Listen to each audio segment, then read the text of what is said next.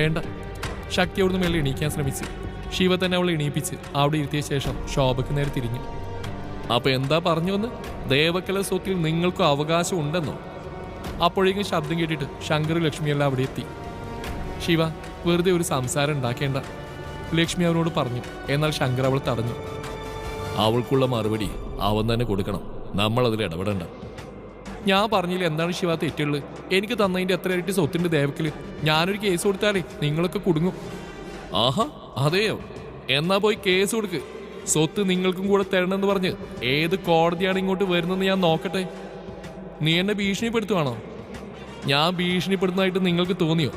അങ്ങനെയാണെങ്കിൽ അതുപോലെ കരുതിക്കോ, എനിക്കൊരു ചുക്കുമില്ല. ഞാനേ എൻ്റെ ഏറ്റവും നല്ല സ്വഭാവത്തിലാണ് പറയുന്നത്. എനിക്ക് ഭീഷണിപ്പെടുത്താൻ മാത്രമൊന്നും നിങ്ങളില്ല. ഇതാണോടി നല്ല സ്വഭാവം?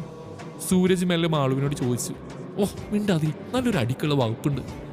സൂരജ് നോക്കിയപ്പോൾ മാളു നഗരണ്ടും കൂടെ കൂട്ടി ഉരതുകയാണ്. നല്ല കുട്ടി, സ്വന്തം കുടുംബത്തിൽ കലഹമുണ്ടാവാൻ ആഗ്രഹിക്കുന്ന അപൂർവ ജന്മം. ഡോ, ഇവർക്ക് ഇതൊന്നും പോരാ, അതുകൊണ്ടാ വേണം മിണ്ടാണ്ടിരുന്ന് കണ്ടോ. ശിവ ശോഭയെ നോക്കി തുടർന്നു. നിങ്ങൾക്ക് സ്വത്ത് ഭാഗിച്ചിരുന്ന വർഷങ്ങൾ മുമ്പാണ്. അപ്പൊ ദേവക്കല പാരമ്പര്യമായിട്ട് കിട്ടിയ സ്വത്ത് മുഴുവൻ തുല്യായി 3ആയി ഭാഗിച്ച അച്ചാച്ചൻ തന്ന്. അതും ആണെന്നോ പെണ്ണെന്നോ ഒരു വ്യത്യാസമില്ലാതെ, അല്ലേ? ശിവ പറഞ്ഞു കേട്ട് ശോഭ ഒന്ന് പരിങ്ങി. അവിടെ നിന്നിട്ട് ഉണ്ടായതൊക്കെ ഈ ശിവദേവിന്റെ പ്രയത്നം കൊണ്ടാ, അല്ലെങ്കിൽ വീട്ടുകാരോ നാട്ടുകാരോ പറയട്ടെ. എന്നിട്ടിപ്പോ സ്വത്തിന്റെ അവകാശം പറയാൻ വന്നിരിക്കുന്നു. ഞാനേ നിങ്ങൾക്ക് കുറെ ആയിട്ട് ഓങ്ങി വെച്ചിരിക്കുക. പ്രായത്തിന് മൂത്തവരെ ബഹുമാനിക്കാൻ എൻ്റെ അച്ഛനും അമ്മയും എന്നെ പഠിപ്പിച്ചിട്ടുണ്ട്. അതുകൊണ്ട് മാത്രമാ നിങ്ങൾ രക്ഷപ്പെട്ടു പോകുന്നത്. പക്ഷേ ഈ ശിവദേവിന്റെ ലിമിറ്റ് കഴിഞ്ഞാ അതൊന്നും ഞാൻ ഓർക്കില്ല. കഴുത്തിന് പിടിച്ച് വെളിയിൽ തള്ളും, പറഞ്ഞേക്കാം. കേട്ടില്ലേട്ടാ ഇവൻ പറയുന്നു.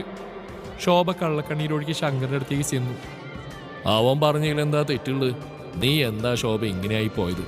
എത്ര കിട്ടിയാലും ആർത്തി തീരാത്ത എന്താ നിനക്ക്? എനിക്ക് എന്തുകൊണ്ടെന്ന ഏട്ടൻ പറയുന്നത്? എല്ലാം നശിച്ചില്ലേ? അത് നിന്റെ ഭർത്താവിൻ്റെയും കയ്യിലിരിപ്പോണ്ടാ. അറിയാത്ത ബിസിനസ്സൊക്കെ ചെയ്യുമ്പോൾ ഓർക്കണമായിരുന്നു. ഞാൻ അന്നേ നിന്നോട് പറഞ്ഞല്ലേ. അപ്പൊ എന്താ, ഞങ്ങളെക്കാൾ വലിയ ആളാവണം, എന്നിട്ട് എല്ലാം നശിപ്പിച്ച് വന്നേക്കുന്നു. എന്നാലും ഏട്ടനും വലിയേട്ടനും എത്ര സ്വത്തുണ്ട്, അതിൽ കുറച്ചെങ്കിലും എൻ്റെ പേരിൽ എഴുതി തന്നൂടെ? എനിക്കൊരു മോളതൊക്കെ എട്ടിച്ചേക്കാൻ അതെങ്കിലും ഒന്ന് ഓർത്തൂടെ? അതൊക്കെ നിങ്ങൾ ആദ്യം ഓർക്കണമായിരുന്നു. പിന്നെ മഞ്ജുവിൻ്റെ കാര്യമാണെങ്കിൽ നീ പേടിക്കണ്ട. അവൾക്ക് സമയമാകുമ്പോൾ ആവശ്യത്തിനുള്ളത് ഞങ്ങൾ തരും.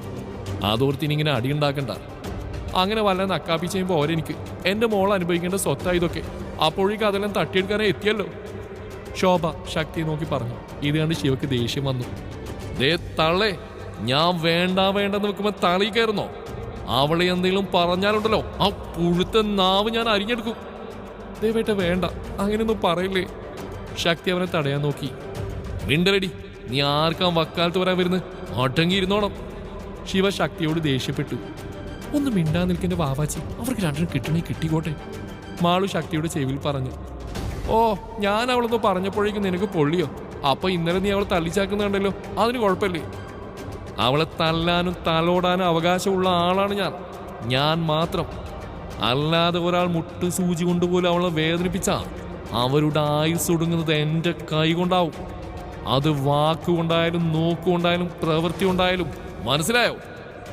പിന്നെ ഒരു കാര്യം കൂടെ, ദേവക്കിൽ നിന്നൊരു താരി സ്വത്ത് നിങ്ങൾ കിട്ടുമെന്ന് വിചാരിക്കണ്ട. നിങ്ങൾക്ക് തരാനുള്ളതൊക്കെ പണ്ടേ തന്നു കഴിഞ്ഞു. നാണമില്ലേ ഇങ്ങനെ ഇരക്കാൻ വരാൻ? തള്ളയെ മോൾ കൂടെ ഇറങ്ങിയേക്കുന്നു. എന്താ നിനക്ക് അവനോട് കേട്ടിട്ട് മതിയായ ശോഭേ? ശങ്കർ അവരോട് ചോദിച്ചു. മര്യാദക്ക് നിനക്കവിടെ നിൽക്കാൻ പറ്റിയെങ്കിൽ മാത്രം നിന്നാ മതി. പിന്നെ എൻ്റെ പേരിലുള്ള സ്വത്ത് മോഹിച്ചാണ് നീ നിൽക്കുന്നെങ്കിൽ അതെല്ലാം എൻ്റെ പേരിലല്ല. ഓ, എല്ലാം മോൻ എഴുതി കൊടുത്തിട്ടുണ്ടാവും അല്ലേ? ആര് പറഞ്ഞു എൻ്റെ മോൻ്റെ പേരിലാണെന്ന്? അവൻ്റെ പേരിലല്ല, എല്ലാം എൻ്റെ മോളുടെ പേരിലാണ്, എൻ്റെ വാവാച്ചിയുടെ പേരിൽ. അത് കേട്ടതും ശോഭയുടെ മുഖത്തൊരു ഞെട്ടിലുണ്ടായി. അച്ഛൻ്റെ പേരിലുള്ള സ്വത്ത് മാത്രമല്ല, ഈ ദേവക്കിലെ എല്ലാ സ്വത്തിൻ്റെ അവകാശി എൻ്റെ പെണ്ണ. എൻ്റെ ജീവനും സ്വത്തിനുമുള്ള ഏക അവകാശി. ശിവ കൂട്ടിച്ചേർത്തു. അത് കേട്ടതും മാളുവും സൂരജും കൂടെ കൈയടിച്ച് വിസിലൂതി. ലക്ഷ്മി അവർ രണ്ടാളും നോക്കി പേടിപ്പിച്ചു. അതെ, അപ്പൊ കാര്യങ്ങളൊക്കെ ഏകദേശം ബോധ്യമായല്ലോ.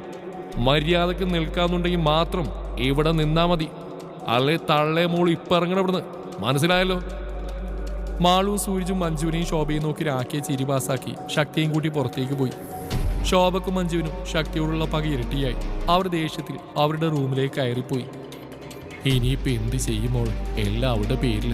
നമ്മൾ ഈ ചെയ്യുന്നതെല്ലാം വെറുതെ ആയില്ലേ? ഇല്ലമ്മേ, അങ്ങനെ ഈ കണ്ട സ്വത്ത് മുഴുവൻ അവളെ കൊണ്ട് അനുഭവിപ്പിക്കാൻ സമ്മതിക്കാൻ തോന്നുന്നുണ്ടോ? അവൾക്ക് എന്തെങ്കിലും സംഭവിച്ചാൽ ആ സ്വത്തിൻ്റെ അവകാശി ആരാ? ശിവ് തന്നെ. അവനെ കെട്ടിയാൽ പിന്നെ അതിൻ്റെ അവകാശി ആരാ? ഈ ഞാൻ. അതിന് അവൾക്ക് എന്ത് സംഭവിക്കാനാ? കണ്ടില്ലേ അവൻ അവളെ കൊണ്ടിടക്കുന്നത്. അവനെ ഒന്ന് നേരെ നോക്കാൻ പോലും ബാക്കിയുള്ളവർക്ക് ഇപ്പോഴും പേടിയാ. ഇത്രയും നേരം എങ്ങനെയാ പിടിച്ചു നിന്നതെന്ന് എനിക്കേ അറിയൂ. പക്ഷെ അവളുടെ മുമ്പിൽ മാത്രം അവൻ അടിമപ്പെട്ട് പോവാ. അണയാൻ പോകുന്ന തിരിയുടെ ആൾക്കത്തിലായിട്ടെടുത്താൽ മതി അമ്മ ഇത്. എനിക്കറിയാം എന്താ വേണ്ടെന്ന്. മഞ്ജു കുടിലതയോടെ പുഞ്ചിരിച്ചുകൊണ്ട് പറഞ്ഞു. നിന്നോട് ആരെ വാവിച്ച് ശിവേട്ടനെ ഇടക്കേറി തടയാൻ പറഞ്ഞു? നല്ലൊരു തല്ല് കാണാൻ വേണ്ടി വെയിറ്റ് ചെയ്യുമ്പോഴാ മാളു ശക്തിയോട് പരാതി പറഞ്ഞു. അല്ല വാവച്ചി, ഇന്നലെ ശിവ നിന്നെ തല്ലിയോ? സൂരജ് ശക്തിയോട് ചോദിച്ചു. അത് അപ്പോഴത്തെ ദേഷ്യത്തിൽ തല്ലിപ്പോയതേട്ടാ. എന്നാലും തല്ലുക എന്നൊക്കെ പറഞ്ഞ അവൻ വരട്ടെ, ഞാൻ ചോദിക്കുന്നുണ്ട്. ഇപ്പൊ ചോദിച്ചു തന്നെ, നമുക്ക് കാണാം.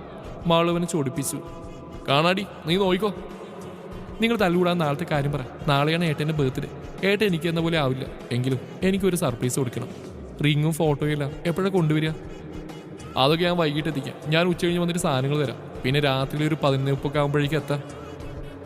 ആ സമയം വരുന്നൊക്കെ ഓക്കെ. ശബ്ദം ഉണ്ടാക്കരുത്. ബൈക്ക് ഗേറ്റിന് വെളിയിൽ വെച്ചാൽ മതി. പിന്നെ ഗേറ്റ് സെക്യൂരിറ്റിയോട് തുറന്നുതരാൻ ഞാൻ പറയാം, മാളവനോട് പറഞ്ഞു. എന്നിട്ട് ബാക്കി കാര്യങ്ങൾ എങ്ങനെയാ? എങ്ങനെയും 12 മണിയാകുമ്പോൾ നീ റൂമിന് പുറത്തിറങ്ങി വരണം. നിന്നെ കാണാതെ അവനും ഇറങ്ങും. എന്നിട്ട് നമ്മൾ കേക്ക് വെച്ച റൂമിൽ നിന്ന് നീ ദേവേട്ടാന്ന് വിളിക്കണം. അപ്പോൾ അവൻ അങ്ങോട്ടേക്ക് വരും. അങ്ങനെ മെഴുകുതിരിവട്ടങ്ങൾക്കിടയിൽ നിന്നും അവൻ നിന്നെ കാണുന്നു. നീ ഹാപ്പി ബർത്ത്ഡേ പറയുന്നു. ഞങ്ങൾ പാർട്ടി പ്രോപ്പർ പൊട്ടിക്കുന്നു. അവൻ ഞെട്ടുന്നു. എങ്ങനെയുണ്ട്? എന്താ ഐഡിയ? സൂരജ് അവരോട് ചോദിച്ചു. ഓ, അങ്ങനെ ഒരു കോപ്പി ഐഡിയ. നിനക്ക് ഇന്നലെ കിട്ടിയൊന്നും പോരെ വാവാച്ചി. നിന്നെ നട്ടപ്പാതിരി കാണാൻ ഞാൻ എനിക്ക് വീണ്ടും വട്ടാവും. ഡോ മനുഷ്യ, ഇതിന് പിന്നെ നിങ്ങളാണെന്ന് അറിഞ്ഞുണ്ടല്ലോ. പിറന്നാളെന്ന് അങ്ങനെ നോക്കില്ല. നിങ്ങളുടെ 16 അടി നടത്തി തരും. അതിന് രാത്രി കൂടെ ഷോപ്പിങ്ങിനല്ലല്ലോ പോണ്. ജസ്റ്റ് റൂമിന് വെളിയിലിറങ്ങുന്നല്ലേ ഉള്ളൂ. അവിടുന്ന് ഇറങ്ങുക, ദേവേട്ടാന്ന് വിളിക്കുക. അപ്പം അവൻ വന്നോളൂ. എന്താ വാവാച്ചി ഓക്കെ അല്ലേ? കുഴപ്പമൊന്നുമില്ലല്ലോ അല്ലേ? എനിക്ക് ഇനിയും തല്ലു വാങ്ങിച്ചു തരുമോ രണ്ടാളും കൂടെ? ഏയ്, ഇതെന്റെ ഐഡിയ അല്ലേ? ഇവളുടെയാണ് ഇന്നലത്തെ പോലെ എപ്പോൾ കിട്ടിയെന്ന് ചോദിച്ചാൽ മതി എന്ന് എനിക്ക് വിശ്വസിക്കുക. സൂരജ് അഭിമാനത്തോടെ പറഞ്ഞു. ഡോ, താൻ കുറെ നേരം മുറത്തി കയറി കൊത്താൻ നോക്കുന്നു. എന്നാ മുറ അങ്ങോട്ട് മാറ്റി വെക്കടി ചൂലേ. എന്റെ മുറ ഞാൻ എനിക്ക് ഇഷ്ടമുള്ള തൊക്കളാ പുല്ലേ. അപ്പം ഞാൻ കയറി കൊത്തിന്നിരിക്കടി ഏരപ്പേ. കൊത്താൻ വന്ന നിന്റെ കൊക്കിന് ജീവൻ ഉണ്ടാവില്ലടാ കോപ്പേ. ഡീ ഡാ ഒന്ന് നിർത്തുന്നുണ്ട് രണ്ടാളും. ഹോ, എന്തൊരു കഷ്ടം ഇത്. ശക്തി അവിടെ ചെയറിലേക്ക് ഇരുന്നു. അവർ രണ്ടുപേരും അവളെ നോക്കി നന്നായിട്ടൊന്ന് വിളിച്ചു. അതെ, ഇനി ഇത് കഴിയുന്നവർ രണ്ടാൾ അടികൂടുന്ന എനിക്ക് വാക്കേറണം. ഇല്ല, ഞാൻ മിണ്ടിയില്ല രണ്ടാളോടും. അവർ പരസ്പരം നോക്കി. ആ ശരി, ഞാനായിട്ടൊരു പ്രശ്നം ഉണ്ടാകാനില്ല, സൂരജ് പറഞ്ഞു. ഞാനും. എന്നാ കൈ കൊടുക്ക്. ആദ്യമൊന്നും മടിച്ചെങ്കിലും രണ്ടാളും കൈ കൊടുത്തു. ഈശ്വര, വിചാരിച്ച പോലെയൊക്കെ നടന്നാൽ മതിയായിരുന്നു. ഒരു ഞാണിമേലുള്ള കളിയാ, അതും ആ കാലനോട്.